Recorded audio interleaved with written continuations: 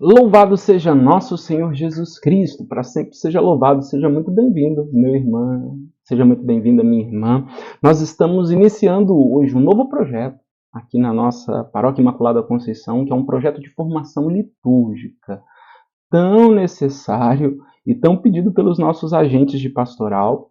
Nós já queríamos ter realizado antes, mas os desafios são o tempo, né? É muito difícil reunir todo mundo para uma formação litúrgica, porque, graças a Deus, a evangelização está indo a todo vapor e as pessoas que atuam na liturgia também atuam nas pastorais e movimentos. Então, na nossa última reunião da dimensão litúrgica, ficou acertado que eu e o Padre Joel vamos fazer pequenos vídeos de formação. O objetivo é que tenha no máximo 15, estourando 20 minutos, que a gente consiga publicar toda semana um vídeo para que os fiéis tenham acesso a uma formação litúrgica de qualidade, né? Então vai ser às quintas-feiras, seja muito bem-vindo, esse é o primeiro, no qual a gente vai fazer uma introdução ao projeto. Vejam o nome que a gente escolheu para esse projeto, Projeto Mistagogia,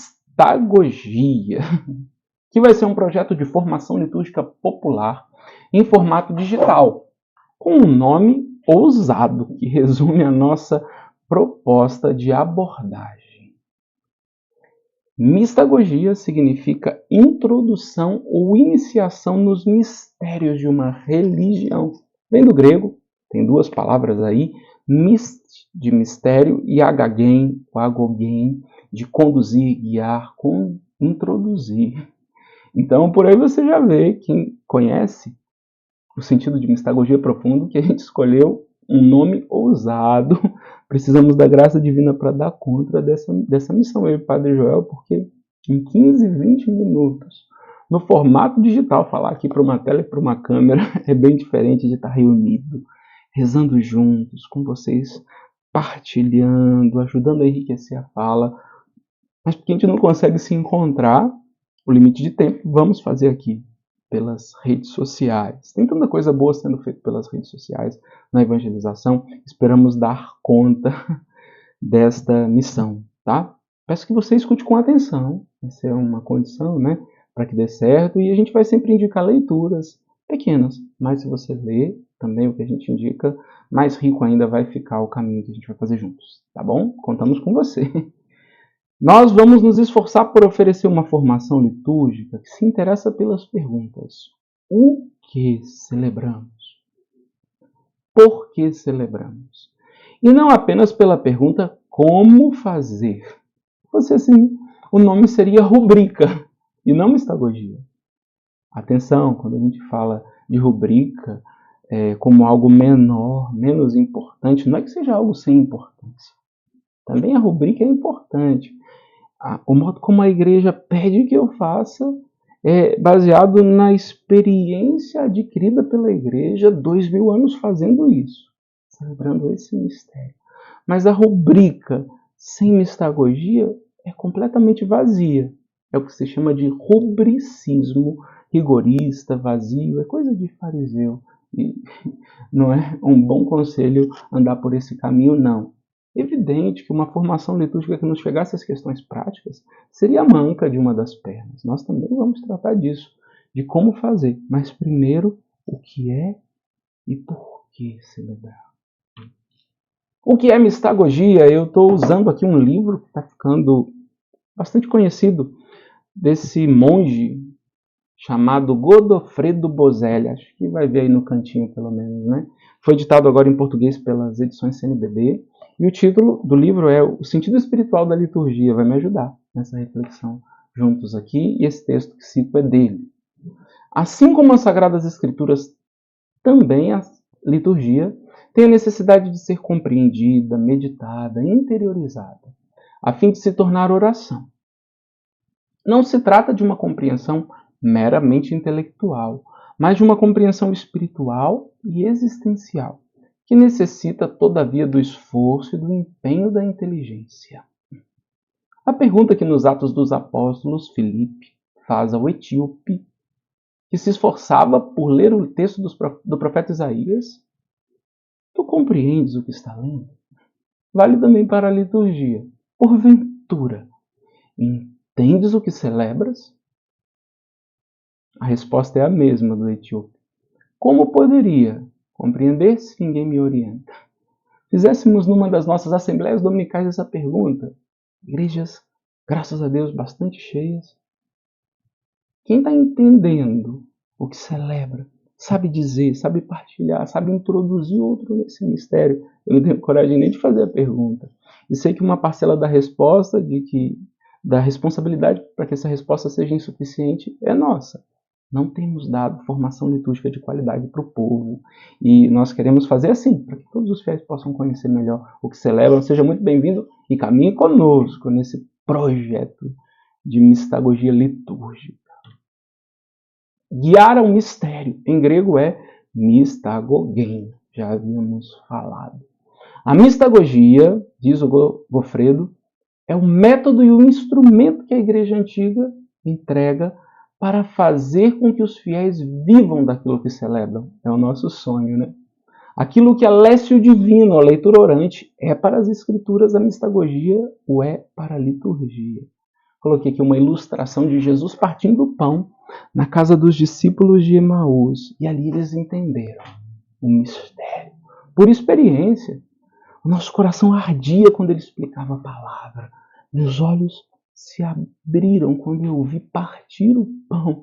Nós queremos também que cada fiel faça essa experiência. Jesus é o mistagogo por excelência. Ele nos introduz e nos revela o mistério de Deus. Um outro texto aqui de René Bornet indica um segundo significado de mistagogia. Ela é a explicação oral ou escrita do mistério escondido na Escritura e celebrado na liturgia. Ela é, ao mesmo tempo, conhecimento do mistério contido nas Escrituras e conhecimento do mistério contido na liturgia. Pois o objeto de conhecimento é único e o mesmo, o mistério de Deus. As modalidades de expressão do mistério são duas, a Escritura e a liturgia. E o método de conhecimento é para ambas um só, a mistagogia, ou pelo menos muito parecido. A grande intuição espiritual que os padres da Igreja expressaram com suas catequeses mistagógicas foi aquela de utilizar o método com o qual eles interpretavam as Escrituras para interpretar, para catequizar, para partilhar. Também o mistério contido na liturgia. Coisa linda, né, gente? Vamos longe se quisermos explicar o método de leitura da Escritura dos padres da Igreja Antiga, dos primeiros séculos. Mas muitas coisas são apropriadas a interpretar também a liturgia, e talvez a principal delas é a leitura simbólica ou tipológica, né? Os padres da Igreja leem o Antigo Testamento à luz do Novo e veem sinais do verbo de Deus lá nos profetas do Antigo Testamento. Foi com a própria Escritura do Novo Testamento leu o Antigo. E assim também a gente vai mergulhar no mistério de Deus pela liturgia, que nos fala através de símbolos e sinais. Irmãos e irmãs, atenção! Temos dois pressupostos muito importantes para que esse nosso caminho seja frutuoso. Primeiro pressuposto, nós vamos fazer um esforço para conhecer a liturgia da Igreja. Nesses tempos, com tantos mestres, professores, coaches de liturgia nas redes sociais, não é exagerado recordar que a nossa proposta é estudar a liturgia da Igreja, não a liturgia do padre ou a liturgia de um coordenador de liturgia. Mas vamos fazer um esforço sincero de aprendermos o que a Igreja orienta sobre as celebrações litúrgicas. Para isso, buscaremos ir às fontes da liturgia, que são a Palavra de Deus e os próprios documentos da Igreja que orientam as celebrações. Ai, meu Deus, me dá até cansaço. Tem hora que eu fico fazendo prints e guardando para usar de exemplo negativo nas formações litúrgicas o tanto de bobagem que a gente vê aí nos comentários, né? Com todo respeito. Mas tem gente que não teve ainda a oportunidade de estudar a fundo, né? Para eu entender de liturgia não é suficiente decorar a introdução de um ou outro livro litúrgico, né? Mas eu tenho que conhecer teologia, eu tenho que conhecer Bíblia, e também tenho que ter vivência eclesial, porque a liturgia é a liturgia da Igreja, não é assim ritualismos ou rubricismos. Ela foi me dada com bastante espaço para que a gente tome tosse, vamos dizer assim, traga para dentro de nós a experiência celebrada, para que adapte, para que seja criativo, né? A liturgia foi preparada para isso. E em cortes de redes sociais, é aquela linguagem de querendo, como é que falam? Lacrar. Não dá para ensinar a liturgia, né? Eu já estou aqui um pouquinho, como confessei, desconcertado por fazer isso num vídeo de 15 minutos, linguagem digital, né? É outra coisa a gente sentar, conversar, pode intervir, rezar juntos. É muito difícil, pelo menos para mim, eu acho. O que eu estou fazendo, imagina num corte. Não tem jeito, um videozinho rápido. Não se aprende nada de liturgia, só fofoca litúrgica. Que leva antes a julgar os outros, às vezes, né? É a linguagem da rede, né? O que é polêmico se propaga mais do que celebrar, do que viver a liturgia que é o que nos interessa, né? Então, vamos fazer, peço a sua ajuda, um esforço de compreender o que realmente a igreja ensina, não a fofoca litúrgica, né? Segundo pressuposto, antes do como, já me referi a isso, o porquê. Quando falamos em liturgia, o mais importante em primeiro lugar não é saber o que ou como fazer, mas por que fazer, ou melhor, por que fazer. Uma formação litúrgica bem compreendida não se resume a questões do tipo, isso pode ou não pode, padre? Mas começa com a questão, o que celebramos?